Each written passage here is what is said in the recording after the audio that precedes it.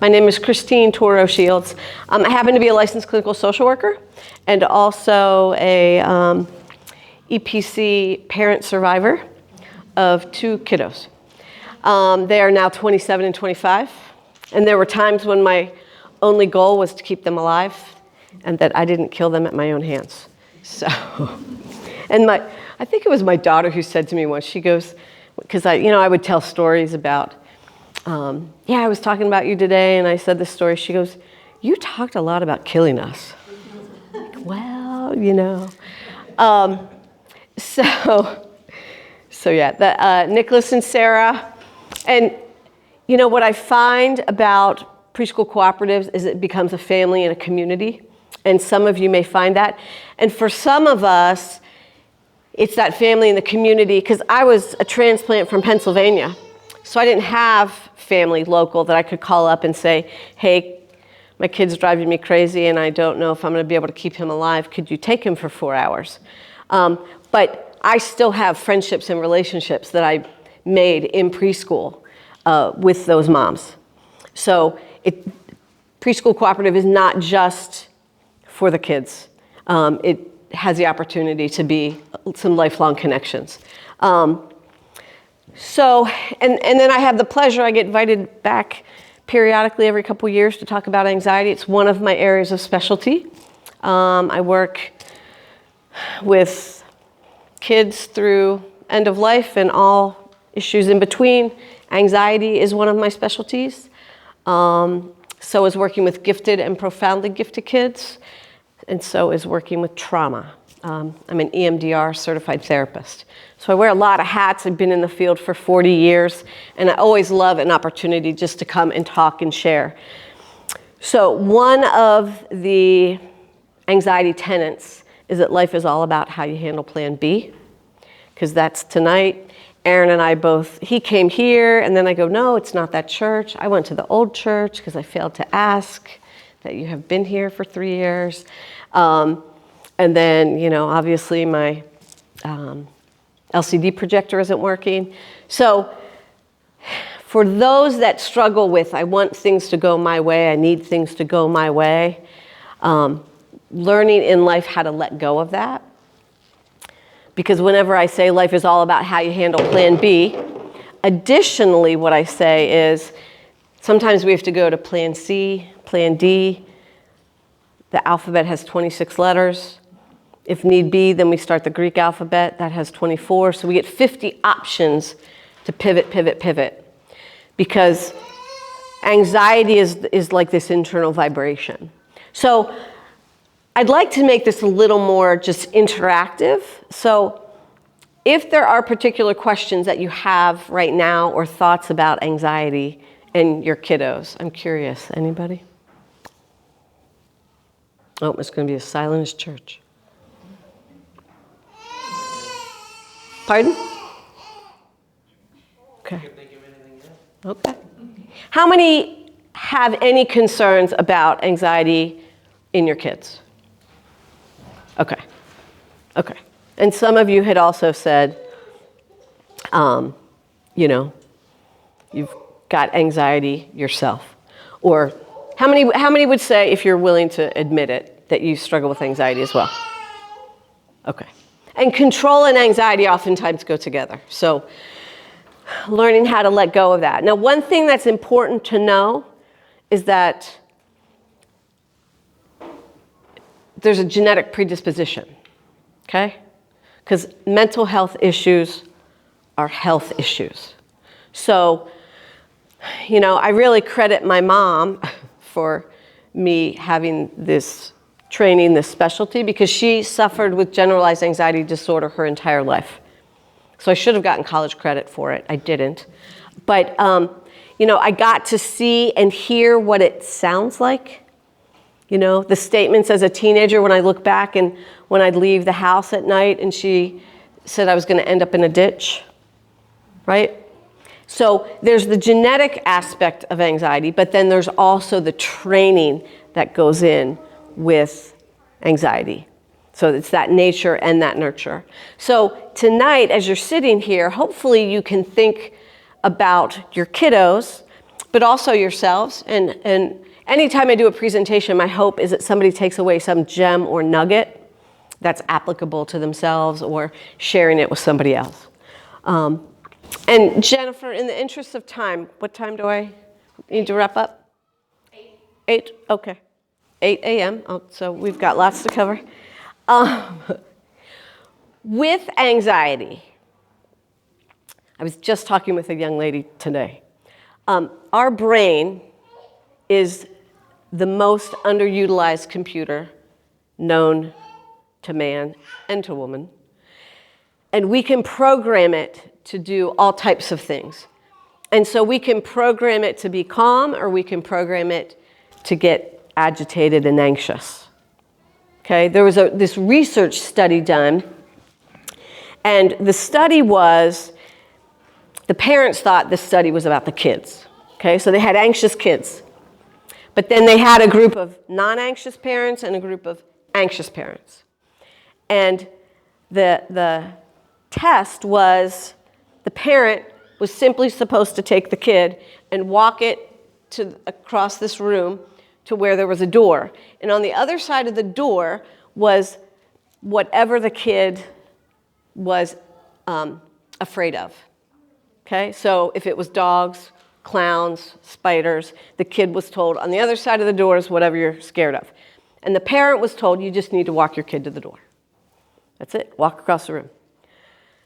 Non-anxious parents, so this is the nurture part. Non-anxious parents said, come on, sweetheart, you're going to be fine. I'm with you. The door's closed. You're fine. It's not a problem. Come on, just keep walking.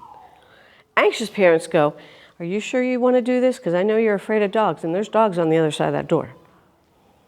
Right? And so unknowingly, they're creating anxiety and worry.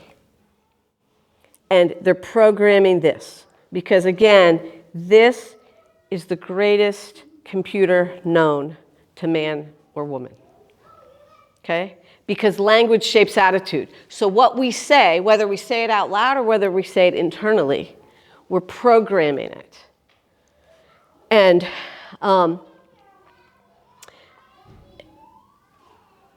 those messages, I mean, it's really kind of data input, data output. And then what the body does is the body records every thought, feeling, and emotion, and every thought, and then we'll respond, right? So, let's see here. There we go. So, the clinical profile that I see, there's this anxiety continuum. There's a host of anxiety symptoms, or excuse me, a host of anxiety conditions. So anxiety is just the big umbrella. So one of them is called generalized anxiety disorder. I'm not going to spend a lot of time on all of these clinically, but that's the worry ward. My mom, like you're going to end up in a ditch. You're going to have a flat tire. We're going to get stuck in the rain. We're going to, I had a niece who traveled to China, and my sister was a little upset that my mom wasn't excited. I said, our mom suffers from an anxiety disorder.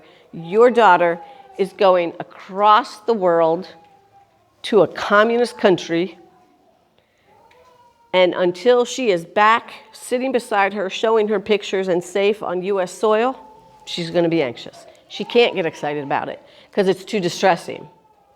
So a lot of times, we would say, well, just don't worry about that, right? It's going to be fine. And for people who don't struggle with anxiety, I mean, that's a reasonable statement. But it's just like telling somebody who has high cholesterol or high blood pressure, well, just bring your blood pressure down. Just, don't think about it, which is kind of silly, right? Because we don't do that, and we can't do that just by thinking of it. With our little kiddos who tend to have anxiety, because the other condition is separation anxiety, right? The ones that have a hard time detaching. I've worked with kiddos who have really held their parents hostage. Like, you cannot leave the house if I'm at school. because if I get sick, I need to know that you can come and get me. I had one kiddo whose mom would volunteer at school so she could stay with him. Right? There was that much of a separation anxiety. But a lot of times our kids who have those worrywart tendencies, those symptoms of anxiety, one of the things you can do is you could go, okay, if their best friends are on a first name basis with the school nurse, there's probably some measure of anxiety. And usually what will send a kid to the nurse, what are the two things? Teacher, my stomach hurts and my headache, right? Those are the two primary things that we'll see in our little kiddos, especially if it's just general worry or if it's separation and they're struggling with that. We also have what's called specific phobia or, my brain went blank, simple phobia. And that may be one thing that they're afraid of. A lot of kids tend to be afraid of clowns. So Halloween is not so fun, or birthday parties are not so fun, or they're afraid of spiders, or they're afraid of dogs, right? And so working with that one specific thing, sometimes we can get through a little more quickly. Or for many kids, it's weather. I worked with some kiddos that, and part of it was because it was also trauma related. They had lived through a tornado. Like the tornado had picked up their car and tossed it when they were in it and tossed it about like 10 feet and then the windows shattered. So then from that point on, they were obviously traumatized and phobic. So if the sky went dark, they went like into the bathroom, blankets, pillows. So we had to kind of walk that back and talk about what are appropriate responses when the sky is black versus if, the weather station says we've got a severe tornado warning, right? But they were responding as if every rain cloud was a severe tornado warning. We also have social phobia, social anxiety. What I have found anecdotally is that oftentimes it's the kiddos who are more introverted or individuals who are more introverted. Just because crowds and connection and sometimes small talk doesn't come as easily as somebody who's an extrovert who can, start talking to you and realize, your great Aunt Sue went to, school with my cousin Joe, right? That's what extroverts do. But introverts, it's not as comfortable. And so those situations can be challenging. And that was really one of the beauties of preschool, of preschool co-op, because we parents get to hang out and begin to drift out after circle time when it's comfortable for our kids. It wasn't like drop them off and you're like, peeling them off you like a Reese's monkey and then leaving. So there was that fluid opportunity to separate on their terms. Or it could be the parent wanting to stay and the kids looking at you going, you can leave now, I'm good. And we're like, really? I wanted to stay. No, you can go. Panic disorder is another condition. And some individuals will have depression or even generalized anxiety with panic attacks. It doesn't necessarily mean you have a panic disorder. A panic disorder is when you have panic attacks, but then you are thinking about if it might happen again and thinking about now I have to avoid, whether that's driving on the road or going into, a store or whatever causes it, begins to develop that sense of avoidance because I can't do that, it's not comfortable because I might have a panic attack. And then we do have post-traumatic stress disorder or acute stress disorder. We use the term trauma a lot, and we recognize that events, big and small, are traumatic. So when we think about abuse, oftentimes we're thinking about, the typical physical, emotional, or sexual abuse, absolutely traumatic, untimely deaths, tragic deaths, and now we're watching it on television too.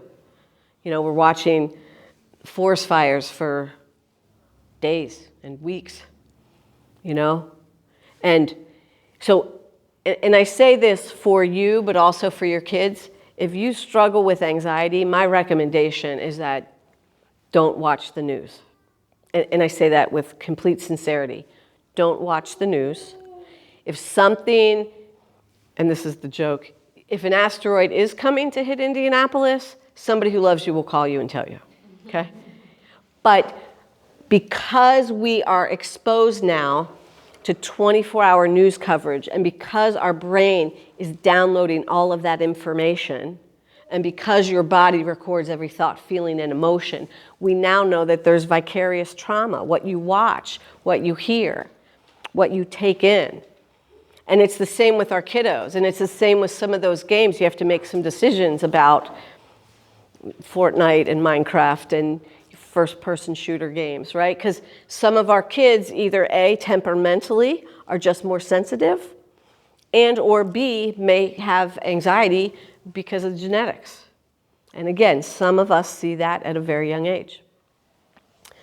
So recognizing that and attending to that, and I'm also, I don't know if anybody's familiar with EMDR, it's a trauma therapy.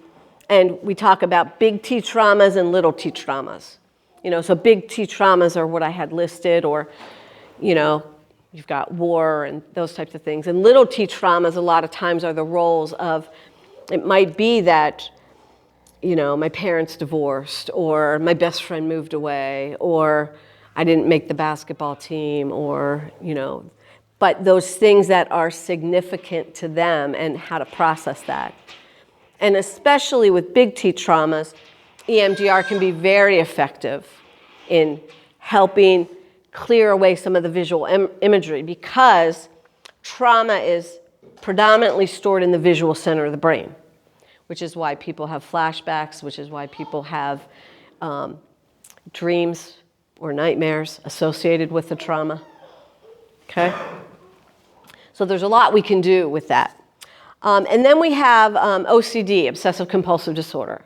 And obsessive compulsive disorder is the obsessions or the thoughts, right? So the mental looping, the intrusive thoughts, and it could be around contamination, it could be around orderliness, it could be around having an impulse for aggression, or some people confessing things that they didn't do, but they think they did. So first you have the intrusive thought, that's the obsession, and then the compulsion is the behavior that develops to try to quiet it. Okay? And so when you link the two and you have those rituals, that's OCD. And there's a number of ways to treat that. Cognitive behavioral therapy is one of them. I met with a young lady today who's dealing with OCD, and she's got a lot of contamination phobias. So we were talking about the fact that she got sick. So then she's like, well, what did I do? Because I've been wearing a mask. I've been wiping things down. So, you add that then to this, again, this mental looping of somehow I could have fixed it. And I said, well, how about the fact that, germs are everywhere and you just got exposed? And I said, how would that be any different if you go out in the sun? You might get a tan, or you might get a sunburn, you might start peeling, or you might get sun poisoning. It's degrees of exposure. And so you and many other people are dealing with upper respiratory infections. Some people are getting bronchitis right now. I've had numerous friends and family and clients get hospitalized for pneumonia, right? So it's going around, but her brain is going, I can't touch anything, right? So it can be really challenging in that regard. And those people that came out of the pandemic with contamination, OCD, really challenging, like really hard for them. Because just that, I got to pull back, I got to keep everything clean. One young man was like spraying down his apartment with alcohol, like spray alcohol, isopropyl alcohol, all the time. And I go, well, you don't have COVID, right? And I go, and you live alone. So, and if you're working remotely and there's nobody coming into your house, but his brain couldn't rest because it was looping so much. So the anxiety continuum, recognizing it and validating it, because it can go just from, worry to heart pounding, stopped panic, to rages. One of the ways that my mom's anxiety manifested is when she started feeling out of control, and then the thought of one of her children getting hurt, she would get angry. And it took me a while into college to figure out that it wasn't just that she was angry all the time, but that was associated with anxiety. She would yell because it was debilitating for her. The thought of, oh my gosh, my kid something might happen. So when I moved from Pennsylvania to Indiana and actually had a car accident and flipped my car upside down, and this was like just 2 months after I moved away, and I made the phone call, like she was freaked out. And then my dad got on the phone because I was like, I didn't need to hear this. Because her first words, which I know now were anxious words, she's like, this would have never happened if you hadn't moved. And I said, put Dad on the phone. And my dad, who did not struggle with anxiety, said, are you okay? And that's what I needed to hear. But I couldn't at that time appreciate where she was coming from because I hadn't yet made that connection. So sometimes it can be very challenging to navigate with people because their words are like, well, no, you can't go there. You can't do that. That it's this restriction. Because one thing that happens, I definitely saw it in my mom's world, as anxiety grows, sometimes people's world shrinks.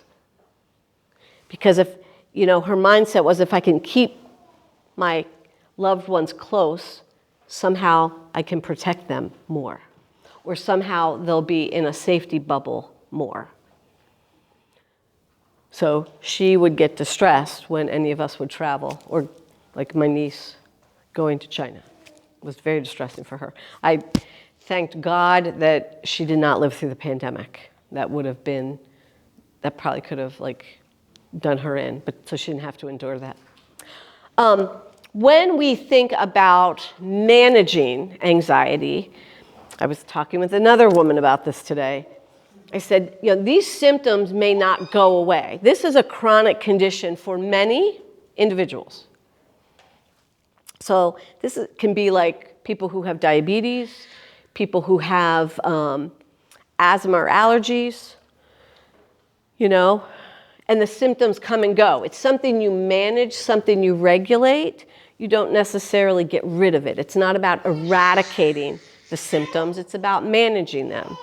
So if you have asthma, then you know that perhaps, March, April, May are going to be tougher months, or the fall is going to be tougher months. Because seasonally, that's the ebb and flow. So one of the things that I shared with this woman today is I said, we look at 3 ways to measure progress. One is, does the symptom decrease in frequency? So as you start learning skills to navigate anxiety so it doesn't navigate and manage you, do the symptoms reduce in frequency, in intensity, or in duration?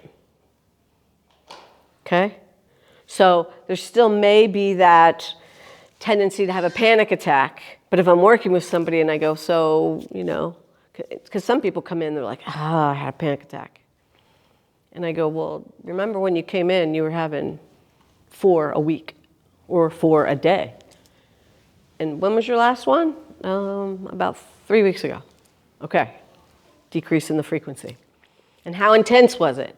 When you first came in, it was a 9 or a 10, and now you're telling me that it was uncomfortable but not insufferable.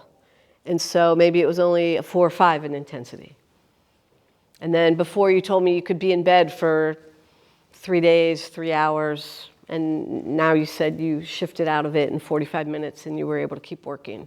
You didn't have to go home. So recognizing that there's ways to regulate that and manage it. but it may not be that you are completely symptom-free. And one of the things to recognize is that the biggest manifestation of anxiety is avoidance. I'm not going to do that. I can't do that. I don't want to do that. It's too uncomfortable for me. And when I'm working with clients, whether kiddos or adults, I go, we get to do one of two things. We either strengthen the muscle for recovery, for managing the illness effectively, or you strengthen the muscle of anxiety. So you get to decide who's going to make the decision. And I just want you to know that. So if you tell me, no, I'm not going to go out with friends tonight, is that your anxiety making that decision, or were you making it because, I just feel like I've had too much?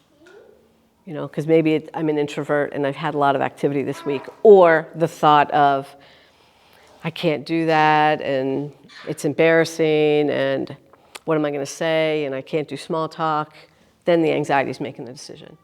So noticing those ways that you avoid. My mom, any type of social gathering, I know now she had a lot of social phobia. Before, whether it was a family gathering or whether it was a trip she was taking with my dad, she was like, I'm not going to go. And when I was younger, she even said that. I remember, I must have been in like 5th grade, and they were going on a trip to Hawaii. And, weeks before, days before, she started saying she wasn't going to go. And in my mind, my little kid mind, I was like, why would you not want to go to Hawaii? I could not comprehend that. But I get it now, because it's the uncertainty, because there's so much of a build, this anticipatory anxiety. And so the anticipation of what's going to happen, the uncertainty, the unknown, can cause people to go, I'm not going to do it. I'm just going to avoid that. Now the reality is, and I was saying this to a client today too, she was kind of lamenting about having this condition, and am I always going to have it? And I said, well, the reality is that in life, all of us have something we have something. And when I'm working, I work sometimes with a lot of people of faith. And I go, this is the cross that you're carrying, or this is the burden you carry.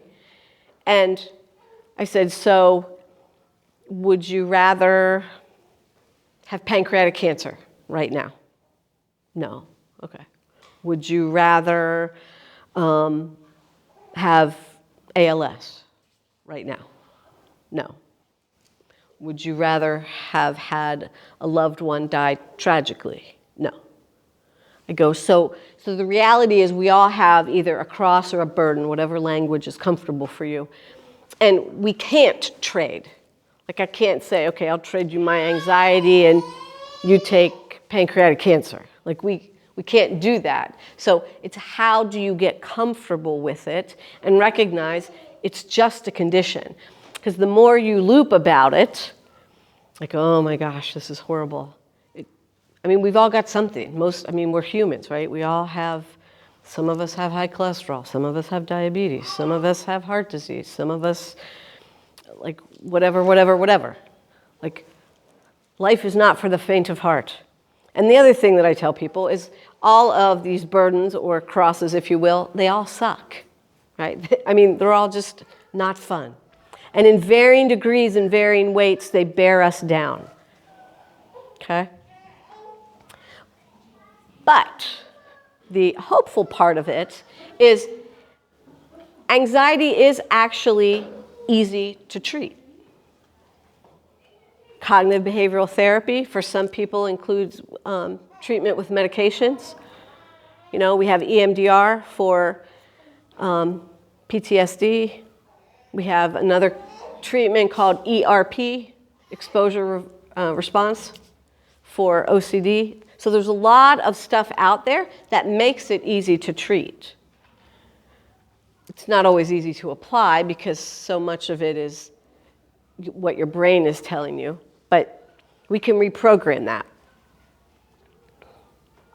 And not only is it in the hardwiring as far as genetically, some individuals are more sensitive. Okay? How many in here would say that you are, there's a term that we call highly sensitive person? How many people would say that you're a sensitive person? Okay.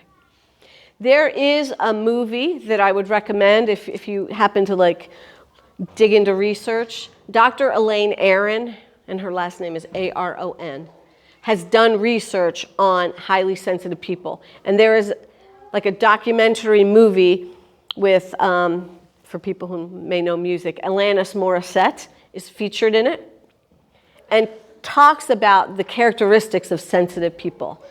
So that becomes another factor of, people who have more emotional sensitivity are like sponges.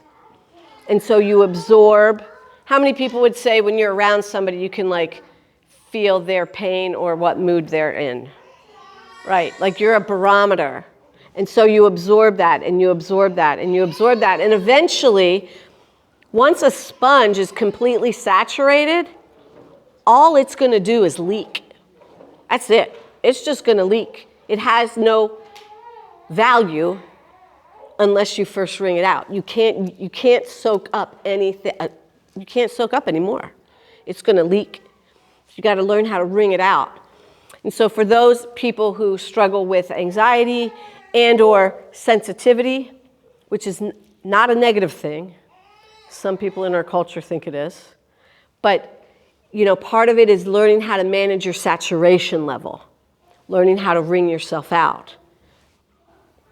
Now, because one of my mom's symptoms was yelling, and she had rage episodes, which again, I later was able to go, that was anxiety.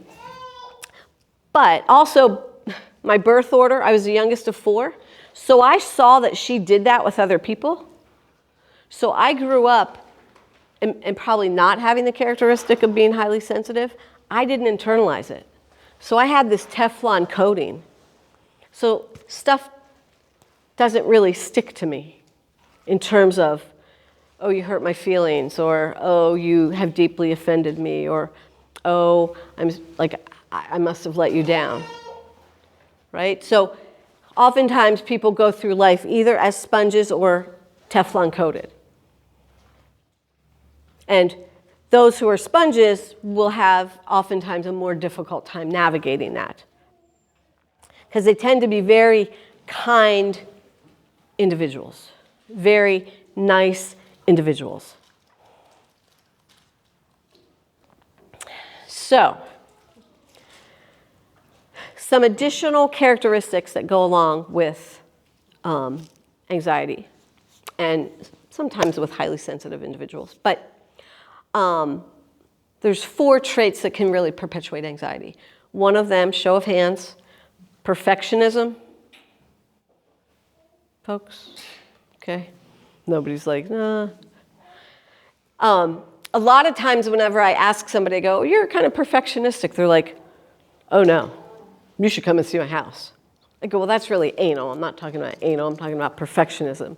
And perfectionism is that sense of things need to be a certain way, which can lead into the other trait, which is the excessive need for control. How many control freaks do we have? Yeah, okay.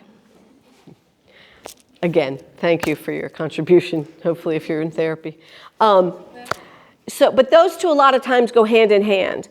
And I will do some follow-up with Jennifer and pass along some resources, because one of the books that I recommend, if you've got perfectionism in you, the book, and it's by Thomas Greenspun, and he's done research on it. It's called Freeing Our Families from Perfectionism.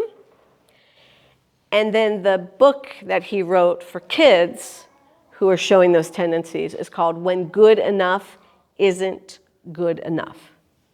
So you have a kid, and you might see it as young as preschool, but you may also see it in elementary school, middle school. But they're trying to write something and they're like, oh, and they tear up their homework or they crunch it or they have a fit and I can't do this. I'm never going to get this, right? They just get locked down, bogged down. And the antidote to that, has anybody heard of growth mindset versus fixed mindset? Yes? Okay. And that research is from Carol Dweck. And that growth mindset is really what we're striving for. And the fixed mindset is that perfectionism of things have to be a certain way. And if I don't know it today, I'm never going to learn it. So you'll hear with the perfectionism a lot of times those very the absolutist language. Never, always, can't. And I'm like, okay, we're going to change that. We're going to change the language that you use to program it. They get locked in. And then again, the excessive need for control is things have to go a certain way. And the more we can, as we just kind of grow in life, realize that there are things we can control here, right? The outside world is going to buffet us at times, right? There are things that externally, if somebody gets a cancer diagnosis, we can't change that. Fires, extreme weather, we can't change that. What we can do is we can change internally what our response is. Okay? I maintain, every time I see extreme weather, and we're having a lot more of it over the decades, as I said, again, whether from a faith perspective or not, I think it's God and or Mother Nature's way of reminding us that we're not in control. Because we can't stop a tornado. We can't stop a snowstorm. We have some influence on forest fires, but clearly we can't stop them from starting. We can't stop a mudslide, right? We can't stop a volcano or an earthquake. So there are those things that we just have to let go and surrender to, but especially in our culture, we're really not akin to that. We Americans don't really like to surrender and fancy ourselves out of control. So the top two traits, perfectionism, excessive need for control. Then there's individuals, and a lot of times this correlates with individuals who are highly sensitive, excessive need for approval. How many would say excessive need for approval? Just that validation, And it could be from, I want to hear that I did a good job, to seeking that all the time. And that could be, well, what did you think about my dinner tonight? Or, what did you, how do I look? And some of that, again, is socially typical and emotionally healthy. But if you're reliant on what somebody else thinks about you, it can certainly pose problems. I don't know if anybody follows podcasts or influencers, but the big thing right now from Mel Robbins is called Let Them. And that's really just like what you think of me. There was a book written decades ago. What you think of me is really none of my business. Right? Because my self-worth is here, not out here. But with the rise of social media and the presence in our lives, there is chronic comparison. And that really erodes a lot of self-esteem, especially for women, especially for our little girls. It's not to say that boys and men don't struggle with it, but, just, am I good enough? Am I acceptable enough? Am I pretty enough? Am I thin enough? Right? Just all of that. Am I strong enough? Am I fast enough? Am I smart enough? So individuals can really get into a loop with that. And then the last one, as far as traits that perpetuate anxiety, is this tendency to minimize or deny signs of physiological stress or psychological stress. It's like, no, I'm fine. I'm good. I don't need help. I'm fine. And then all of a sudden at, 35 or 45, somebody has a heart attack, right? And so being able to say, I'm not doing well. And that is one thing I really believe that the pandemic gave us. Because when the pandemic hit and shut our world down, and our ancestors from 100 years ago were not around for us to go, how did you get through that pandemic? Like, we didn't have that. But people who had struggled more. And people who had never struggled began to struggle, which really validated how vital mental health is and how we need to attend to mental wellness. So that was definitely what I call a pandemic perk. It was a gift to us, especially in the mental health world. Like, it legitimized, like, this is a thing. Everybody struggles. CEOs struggle, doctors struggle, engineers struggle, burly men struggle, our elderly struggle, right? We know that there are some of those vulnerable populations, teens and all that stuff, but people that we didn't necessarily think about began to struggle. And it was like, we are all in this together. And so we want to continue to carry that. So the body and brain connection, as I said earlier, our bodies record every thought, feeling, and emotion. And anxiety really starts up here with a mental loop, a worry thought, an intrusive thought, a rumination, sometimes what we call a perseveration. It starts up here and then it plays out in the body. Okay? So that's when, I describe it kind of like decibel levels. You start this rise of, and then it gets louder and louder. It's like vibrational. If you don't intervene with it, calm it down, tend to it. And what we know is that anxiety and relaxation cannot physiologically exist, cannot exist in your body at the same time. You cannot be calm and anxious at the same time. Just like you can't be pregnant and not pregnant at the same time. It's physiologically impossible. So one of the things that becomes really important is learning how to calm yourself down, slow your breathing, take a mental break. I'm assuming, do we still do hookups with the little kiddos, brain gym? Right? Do you guys, all the parents know that? Yes, do the parents know that too? Okay, good. That was one thing that, calming, that is simply a way, to calm yourself down. So you're doing the cross movement and then you're doing the parallel movement. And times when I'd be in the car with my kids and they would be driving me crazy. And before I would release them from their seatbelts, because I was afraid they were going to run in the house like banshees and screaming and yelling. I'm like, we're going to first do a hookup before we go in the house. So we calm them down a little bit, right? You need to attend to that energy, that vibration. So then at one time, I don't know when it was, but I was beginning to get a little agitated. And my daughter's like, Mommy, you need to do a hookup. And I remember going, I'm fine. I'm like, okay, that's not good role modeling. I'm not fine. Because I want to kill you right now. So recognizing what those symptoms are. So when you guys think about, whether you think about yours or your kids' symptoms of anxiety or panic, like your worst experience, what are some things that come to your mind that happen in the body?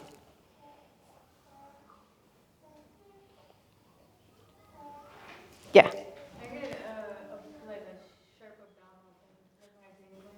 Okay. Mm-hmm. And my heart starts Okay.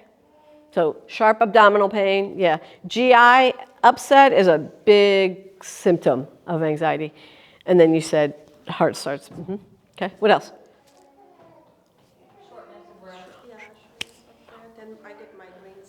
Yes, yeah. And the shortness of breath is because you start breathing up here.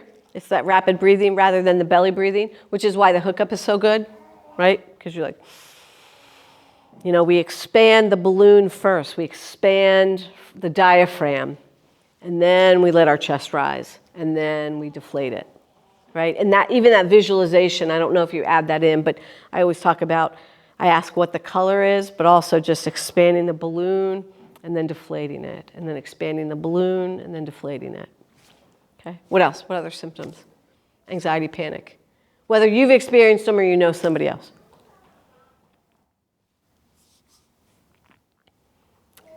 Quiet crowd. Yeah. Sometimes I get cold. Yes. My hands will, or my hands start to shake or something. Yeah. Yeah, so there's this variability in temperature. So some people get very cold. And then some people, if you get like a flush reaction, your neck, your cheeks, and then what's happening in the body is that it's what we call vasodilation. So as the veins are dilating and getting bigger, there's all this like rush of heat. And then people talk about like sweating, my palms are sweaty, or I have some clients who, they're like, they start dripping sweat, and it's not because the room is hot, but over time that goes away, even just sitting talking to me. Anything else think of? You mentioned headaches or migraines? Yeah.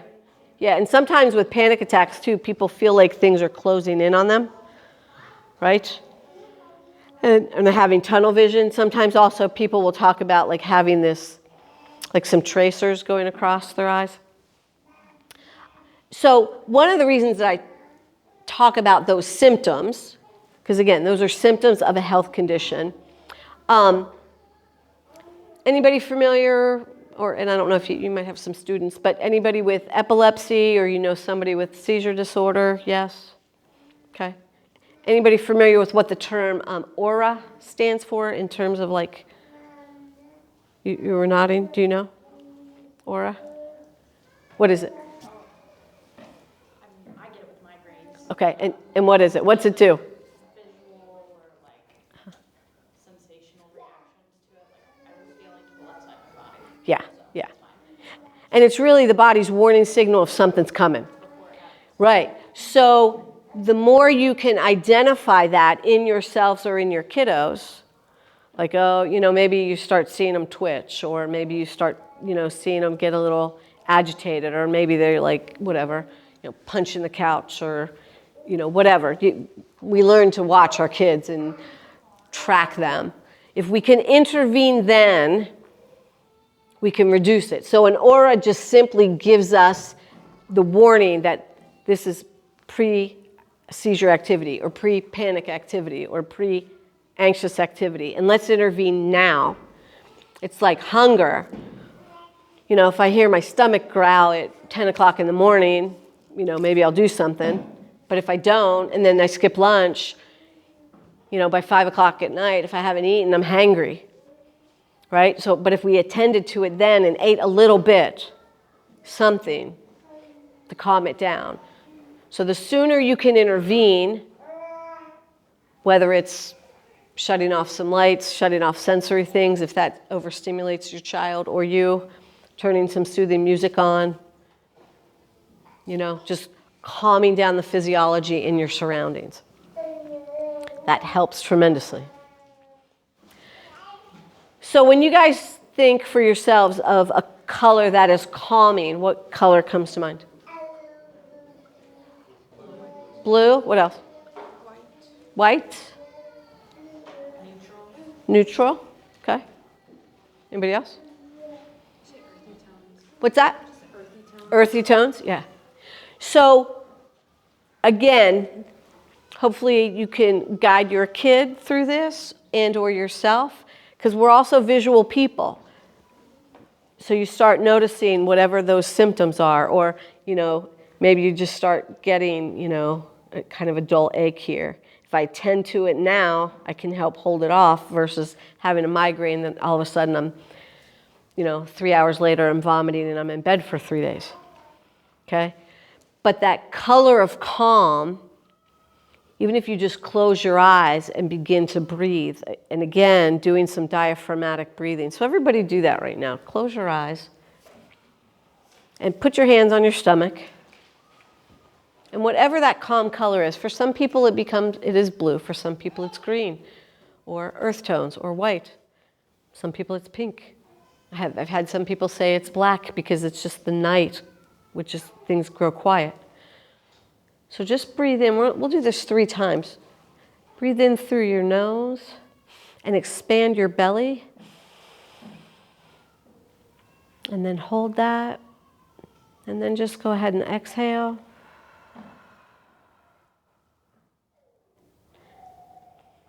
And imagine that color. So do that one more time, as if there's a balloon in your belly. Expand that. And hold. And now exhale.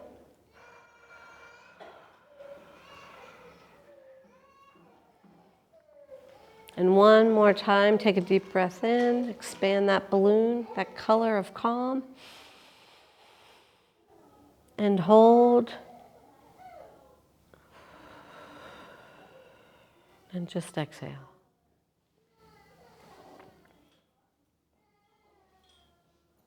So just sit with that.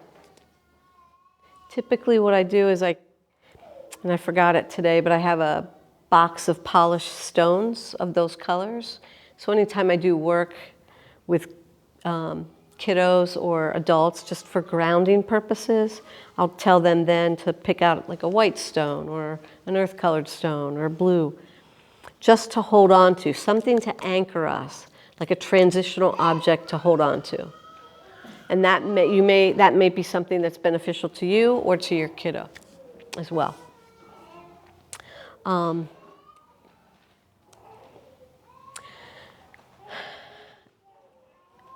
So we attend to the body, right? In many ways, this is our first line of defense.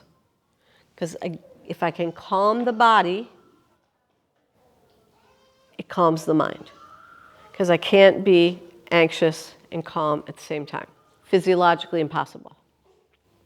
Now, when we're going to attend to the mind, it becomes important, which I said earlier, that language shapes attitude.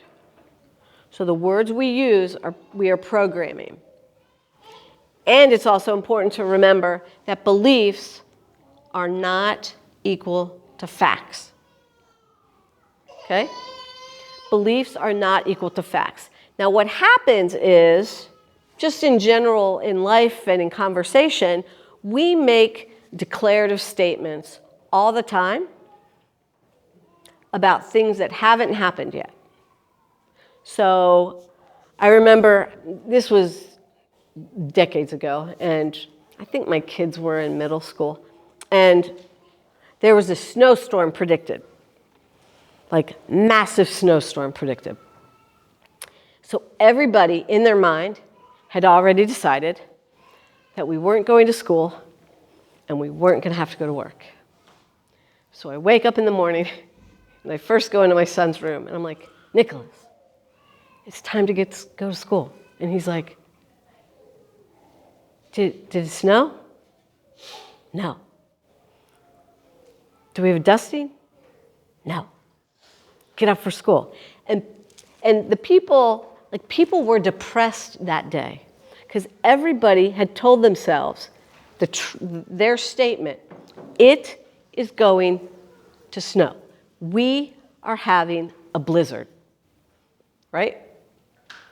Rather than it's predicted that it's going to snow, or I believe that we're going to have a blizzard, or I hope we're going to have a blizzard, right? But everybody had bought into that fact. Times when I'm working with people who are anxious about driving, and they go, I can't drive on the highway. And what I come back with, because it's important to use language that is fair and accurate, because your brain is going to record, if you're saying it as fact, your brain's going to record it as such. So if if you start teaching your kids right now that 2 + 2 is 5, and you kept that going, when they were 15, they would believe 2 + 2 is 5. Because you had programmed 2 + 2 is 5. And then somebody someday would say, that's not right. And they're like, what do you mean it's not right? So I talked to this one person, and they said, I can't drive on the highway. And I go, well, you choose not to. And they go, no, I can't. I go, you choose not to. This is often like kind of a therapeutic tete-a-tete that I have with people. And they go, well, I have a panic attack. I go, well, that's why you choose not to. But you could choose to get in the car and drive, unless you are, quadriplegic, and even now people can drive with adaptive devices. But if you are quadriplegic, then you can't drive on the highway.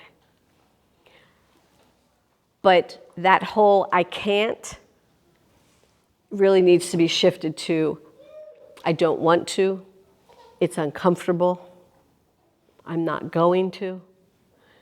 Because that statement of I can't gives power to the anxiety, which reinforces I'm powerless over this. Okay? So that is one word I would strongly recommend you take out of your vocabulary. Or people who have social anxiety, they're like, I can't go to that Christmas party. I go, you can choose to. And you can choose not to, but use that word. Because of my social anxiety, I choose not to go. Or I'm going to go, but I'm going to drive separately from my spouse, and I'm only going to stay 1 or 2 hours, and they might stay for 6. Right? You can navigate around what you need, but using language that is fair and accurate. Because beliefs, what we believe, it's more significant than facts. It holds a stronger weight. Beliefs are stronger than facts. I had one woman who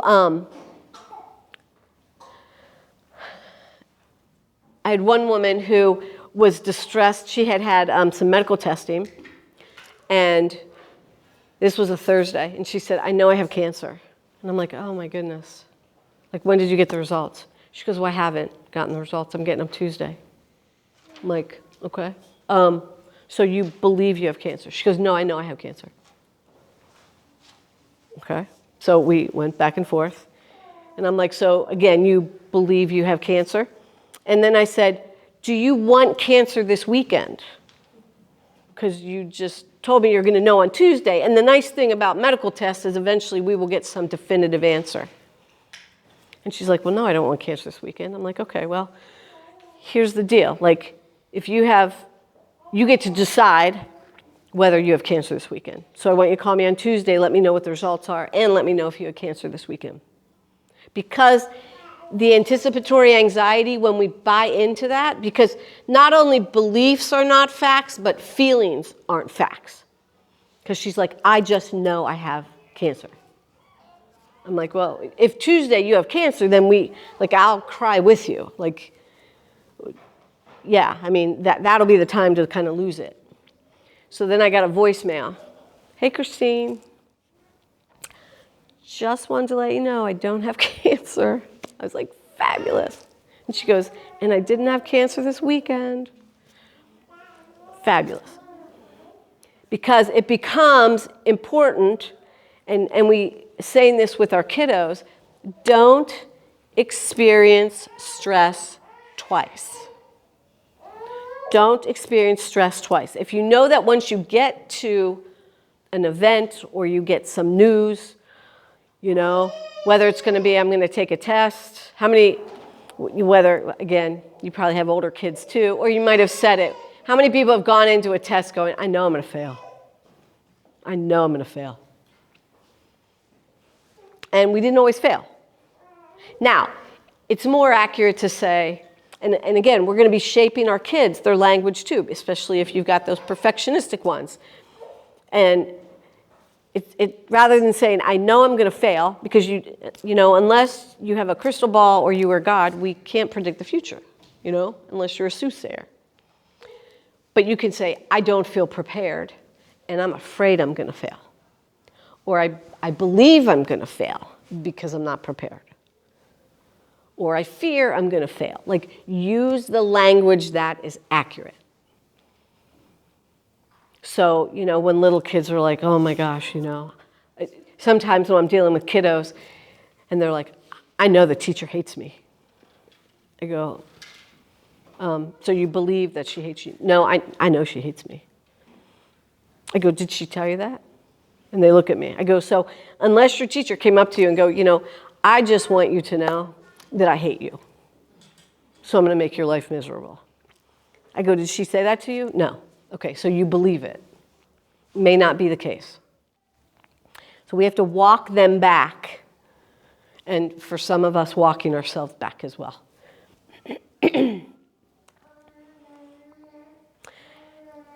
And remembering that how we think becomes our choice. Again, our kids will say these blanket statements like, everybody hates me.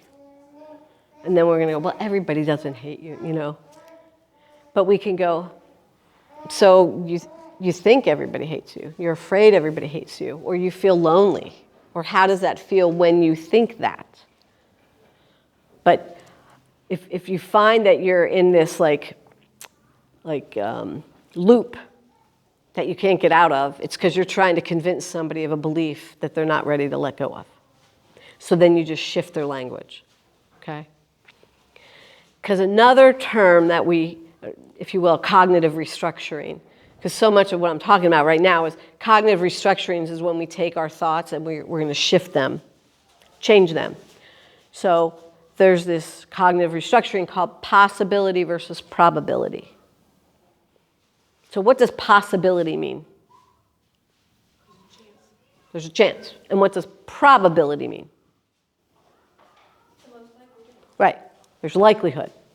So possibility, what happens though in an anxious brain is that things are possible. Like if something's possible, it can be responded to as if it's probable. Like, I'm going to fail the test. And I worked with I work with a lot of gifted and profoundly gifted individuals, and this one young lady, I know I'm going to fail. And I go, what's your grade point average? 4.0. Have you failed a test yet? No. Okay. So what's the probability that you're actually going to fail? Right? So we're really deconstructing that. Or probability versus possibility. A lot of kids, even with just thoughts of separation anxiety or worry about parents or loved ones dying, right? I've had to talk to several kids. I'm like, okay, so how old's your mom? Whatever. 42. Okay. Does she have, to your knowledge, any chronic health issues? No. Is she pretty healthy? Yeah. How old your grandparents live till? Oh, whatever. They're in their 70s or 80s. Okay. So what's the possibility versus the probability, unless she gets hit by a bus, that she's going to die of some condition, right? Talking them back, deconstructing the thought. It's using logic because anxiety breeds off of emotion. So a lot of times the cognitive restructuring is how do we appeal to this? And if you have an anxious kiddo, one book that I would recommend, it's a workbook. It's called What to Do When You Worry Too Much. And obviously it's a workbook, so you want to get it new so they can draw on it and color in it and write words. On the front cover, it's a tomato plant. And it talks about tomato plants grow, and it talks about how to your grow worries and how to bring those down and recognize that you can set it aside. You can set a worry time. You can have the worry bully and you can knock them off your shoulder and stomp on them, right? So it's a great book to work through with your kids if you've got kiddos that are anxious.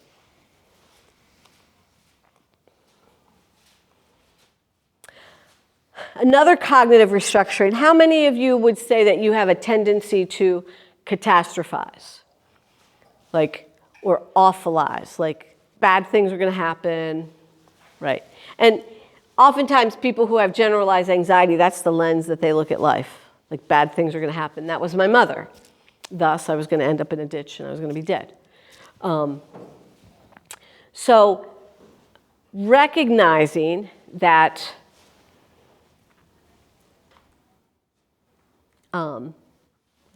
not everything is going to happen. Not every catastrophe is going to happen. That becomes the probability versus the probability. But then we do know that bad things happen in life, right? So oftentimes then we need to evaluate, is this an inconvenience or a tragedy? Because, you know, especially with sometimes elementary and middle school kids, especially girls, you know, I didn't get invited to the birthday party, and oh my gosh, my life is over. Okay, well, is that an inconvenience or is it really a tragedy? Because we know tragedy. And the gentleman who actually gave me that cognitive restructuring is a gentleman that I worked with who had HIV for about 18 years. And that was like before Magic Johnson. And he said, you know, it's really just an inconvenience. Like the fact that I have HIV is really just an inconvenience because it means I just have to take a bunch of medicine. And I was like, oh, if he can get there. Most of what we deal with, much of what we deal with in life, are first world problems. You know, they just are. I was doing an anxiety group some years ago, and there was a nurse who had just lost her job. She got outsourced in one of the big hospital systems. You know, they let like 300 or 800 nurses go, and she was completely distressed, understandably. But I said to her, I said, well, is that an inconvenience or tragedy? She's like, it's tragedy. And I'm like, nurses are one of the most sought after careers right now. And you're in Indiana where there's about a bajillion hospitals that you can go to work at. Like, this is really a first world problem, which she wasn't ready to hear and didn't come back. But, you know, and I respect that. But, you know, we do have to, I had a car stereo stolen once, and I just bought it for myself for my birthday, and I was like, okay, so that's an inconvenience. It is a first world problem. The fact that I have a car stereo, the fact that I have a car, the fact that I have a house that my car is parked at, right? These are first world problems.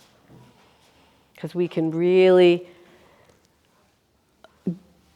become overly distressed about things that are really inconveniences.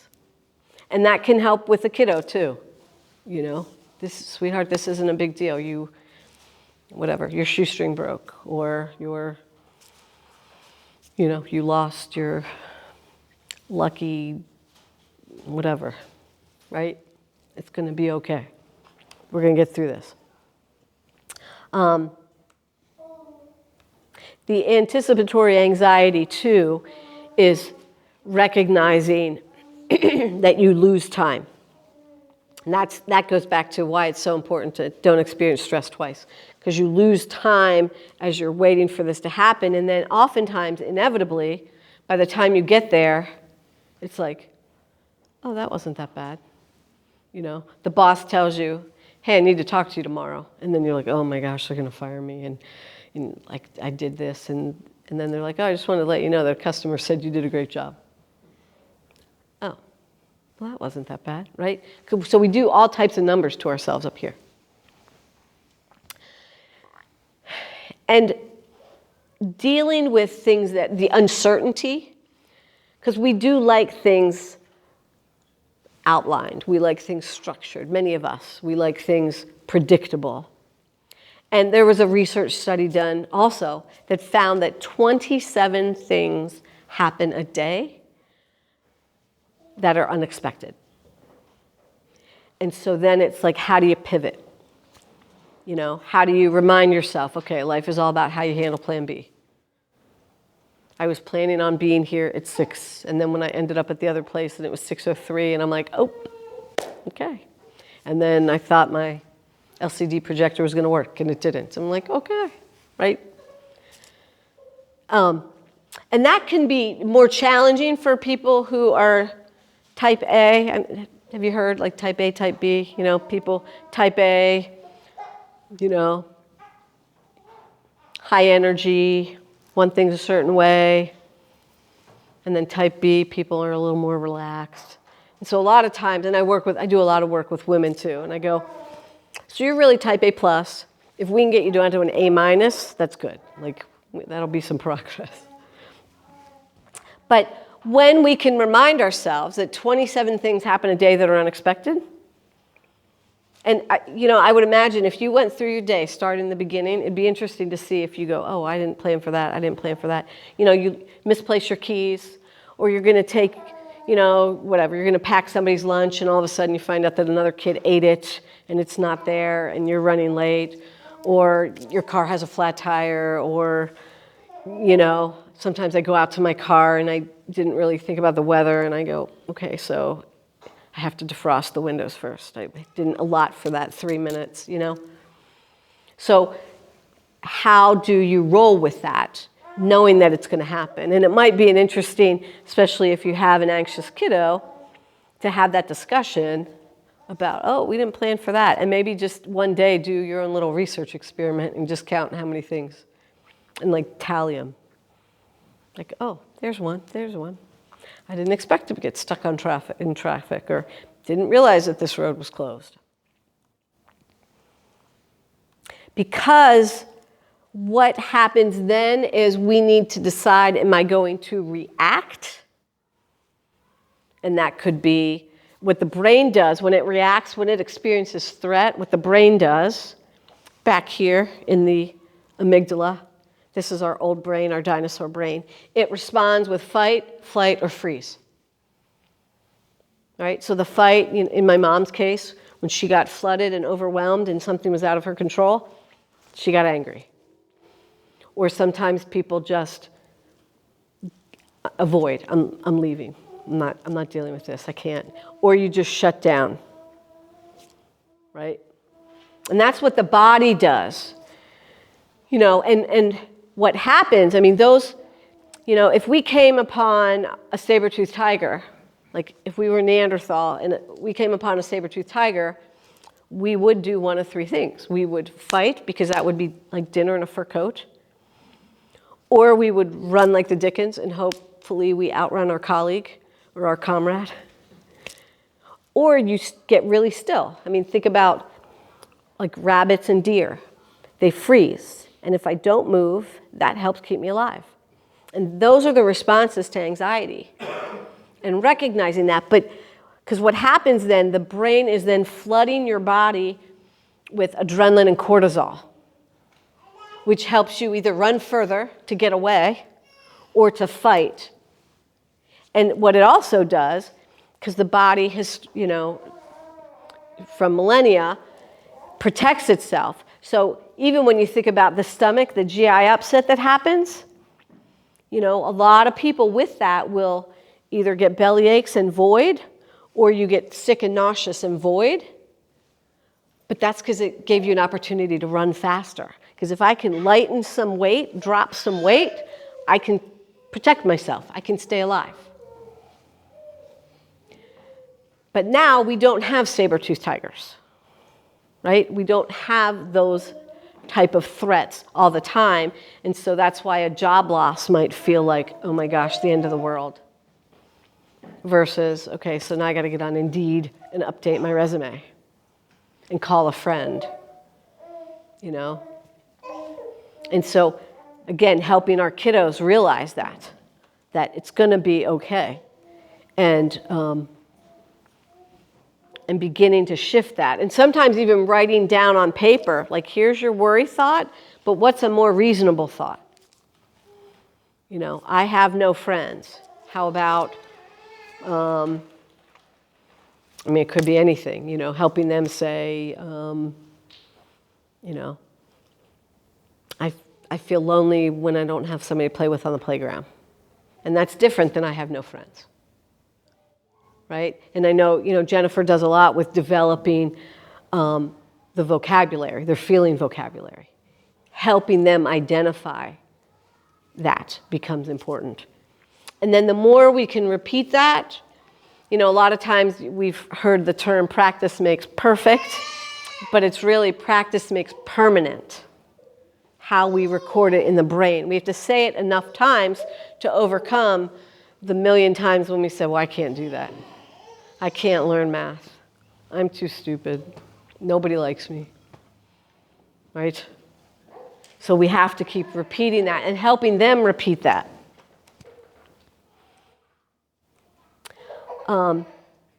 So let me wrap up a bit. What music do you either hate, detest, or abhor? Awful music, what is it? You smiled. What's your music? Yeah. Pop music, okay. What else? Don't be shy. Bagpipes, okay. As one who's been to Scotland, though. Music you hate, detest, or abhor? Heavy metal. Heavy metal? Okay. So whatever that is, imagine that being the anxiety, right? So you get into your car when you leave today, and you turn on the car, and there's been an alien abduction of your car stereo system, and bagpipes are blasting, or pop music, or heavy metal. What is one of two things you will do immediately? Turn it off or turn it down. Turn it off. You want to listen to it a little bit? No, I meant like just. Right. Well, and I'm glad you said that. Right. Well, so it is. It doesn't control you. Yeah, you turn it off, or what else could you do? Change the station, right? Because usually some people will say, turn it down, and I'm like, do you want to listen to that a little bit? Sure. So, yeah, but you know, what happens when an anxiety thought becomes like intrusive and grabs a hold? Sometimes we feel like we can't change it. Right? And we just keep holding on to it, or we keep listening to it, or we keep playing it, like awful music. And like, oh, no, turn it off. Okay? And so I can't tell you how many times somebody will tell me something, and they're like, and I just have to worry. I'm like, you actually don't you don't have to worry, no. And it doesn't matter if you have a mother in a nursing home, if there's been a tragedy, like you don't have to worry. But we say those things, and we don't recognize that we're programming it. I go, now, again, if you choose to worry, that helps me. Thank you for your support of my career. That keeps me in business. But beginning to change the channel. And also that whole catastrophe is whatever we shine the light on gets magnified. So if I'm looking at, oh my gosh, I don't have anybody to play with on the playground, or, whatever it is, whatever the loop is, it's going to get magnified. Because if you put a light on something, you see it. So then with our kids sometimes, and sometimes I'll actually like play flashlight tag. I'll have a flashlight in the office, and I'm like, so if I shine it on here, and this is, like if I shine it on that white wall, I mean, it's not that it's awful, but it's nothing. But maybe if we put it over here and it's a flower arrangement, like what do you want to choose to think about and see and magnify? We get to choose what stays here. We don't get to choose necessarily what shows up, because another research study shows that there are 60 to 70,000 thoughts that go through our mind a day. 60 to 70,000. So if a thought comes in that is not enjoyable, it's like these, imagine 60 or 70,000 leaves swirling around, and you reach out and grab one, but you don't want it. So the journey of life is learning how to let it go. But some people keep holding on to it and lament, well, this is awful. I don't want this one. I'm like, well, okay, let's let it go. There's ways you can let it go. Mindfulness, meditation, bringing yourself back to the present, in this present moment, especially when our kiddos are worrying about, mom or dad dying. I go, okay, but right now it's 3 o'clock on a Thursday afternoon. Where's your mom? Out in the lobby. Okay, so she's alive. Where's your dad? He's at work. Okay, so he's alive. So in this present moment, they're both alive. Now, if something happens to them, then we can support you while your world falls apart. But right now, in this present moment, they are both alive. Bring yourself back. That's the simplicity of mindfulness, is in this present moment. Now, what do we have now? Now, if we do know that things are going to be distressing, and I know it's like 3 minutes after, I might need another 5 minutes, and if you need to step out, step away, I respect that. But if you know that something is going to be potentially distressing, whether it's an interview or whether a kid is going to be in a spell bowl or they're going to audition, right? Then we can, or they're going to travel on an airplane or something. We can predict and prescribe. We're going to predict that this is going to be challenging, and so this is what we're going to prescribe you do. And you put it all together. We're going to have noise-canceling headphones because sensory stuff is too much, or we're going to have you make sure you have your blanket, or if you're going to be on an airplane, we're going to make sure you have lots of gum that you can chew because we can predict that your ears might pop and that it might hurt, right? And you just set that up. We're going to the dentist. Has anybody ever read the Little Critter books with your kids? I'm a big fan of Little Critter books. And they did a great job. They have one of them called Going to the Dentist. So the very first time when my kids went to the dentist, we took the book, and page by page I had them go, oh, so this is the nurse who was in the book. I think she's a hippo. Not that the nurse was a hippo, but, and then here's, you're getting in a chair, and here's that big thing that looks like a spaceship. And so we want to normalize it for them and talk them through. There's just wonderful books that address all of that.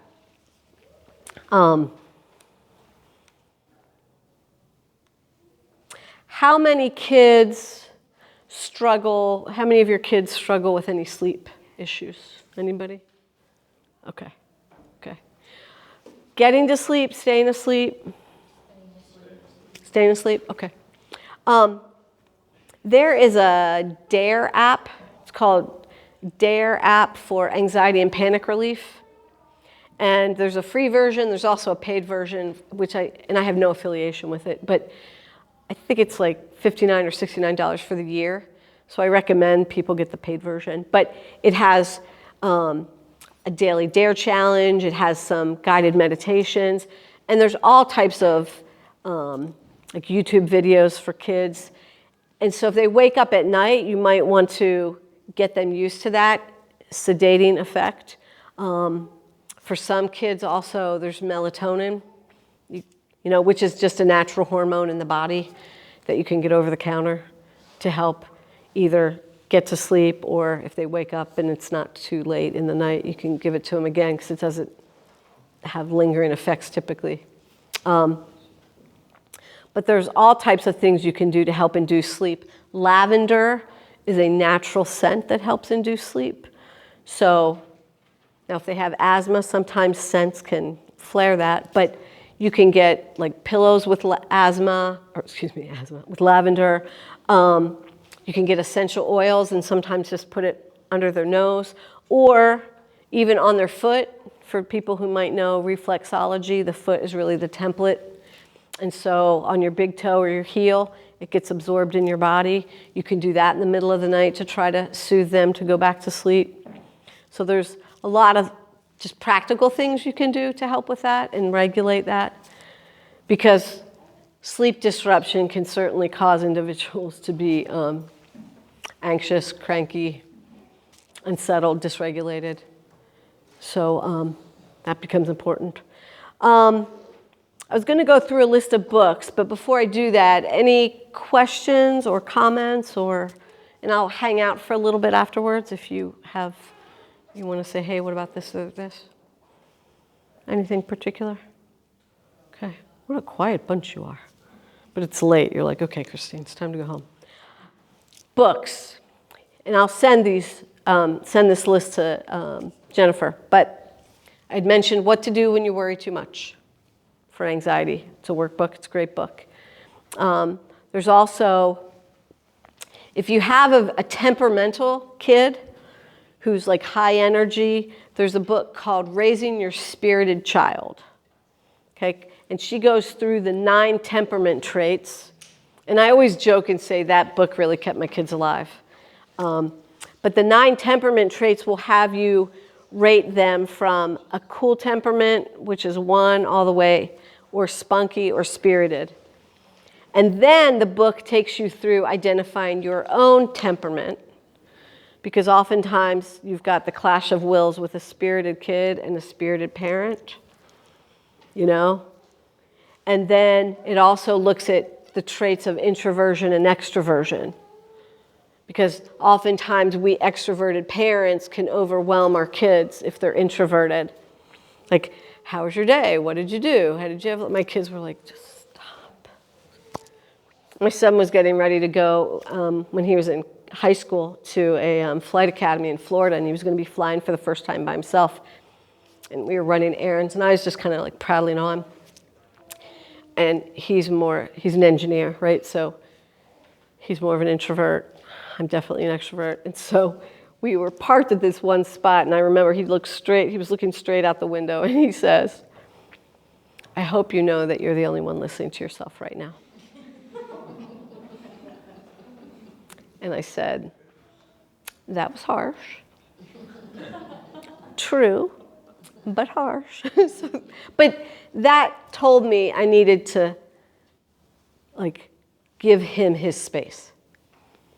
Because the difference between introversion and extroversion is really where you recharge your battery, right? And extroverts, we recharge our battery by engaging and interacting. I've done 8 hours of therapy, and then I came here and I was like, love this. I mean, I love an opportunity to share information.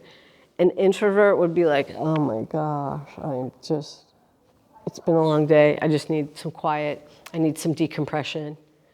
And recognizing that, especially with our kiddos.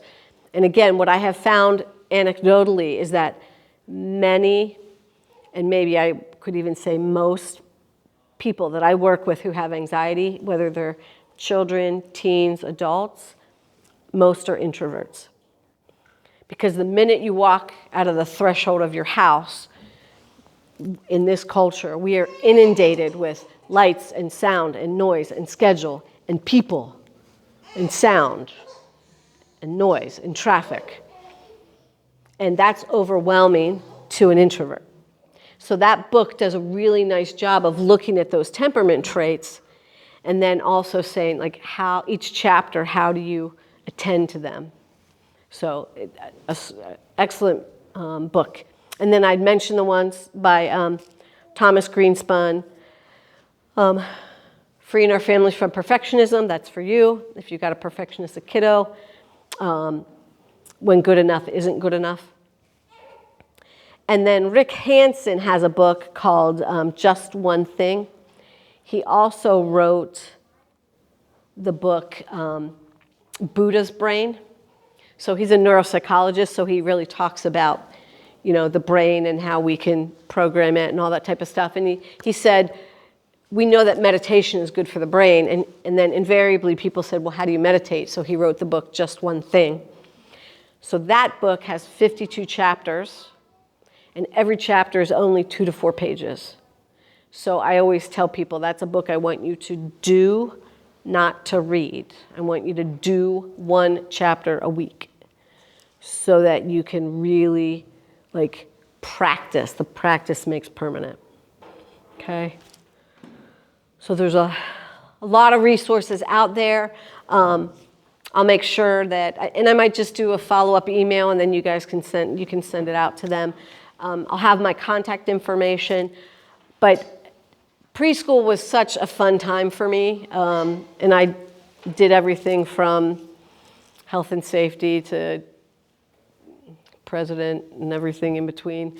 So I do hope that you all enjoy this time. It's lovely. I love coming back. I love sharing things that hopefully are going to be helpful.